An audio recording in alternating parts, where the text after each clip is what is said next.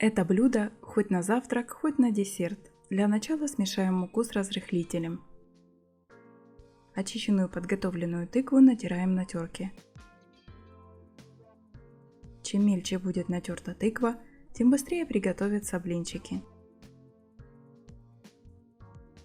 Для основной части нам понадобятся яйца. Подписывайтесь на канал, пишите в комментариях вопросы, нажимайте на колокольчик оповещений, не пропускайте новые рецепты. Сахар, соль, ванильный сахар. Молоко постепенно добавляем в тесто, чередуя с мукой.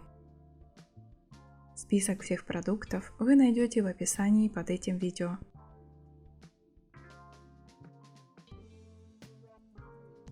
Получается однородная блинная масса.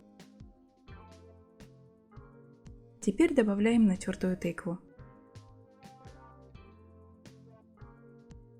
В самом конце добавляем растительное масло. Хорошо, если у вас есть время, чтобы блинная масса постояла минут 15. Затем можно обжаривать. Для первого блина смазываем поверхность сковороды маслом.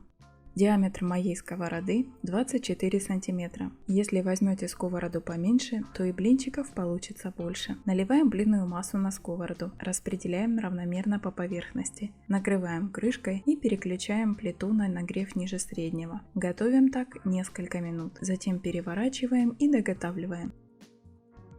Блинчики получаются очень нежные. Также в тесто можно добавить молотый мускатный орех, корицу. Эти специи придадут тесту приятный аромат. Кушайте такие блинчики с медом, сметаной, сгущенным молоком. А в заставках к этому видео вас уже ждет вкусная тыквенная каша и ароматная лазанья без мяса с тыквенным соусом. Делитесь хорошим настроением и этим видео с другими.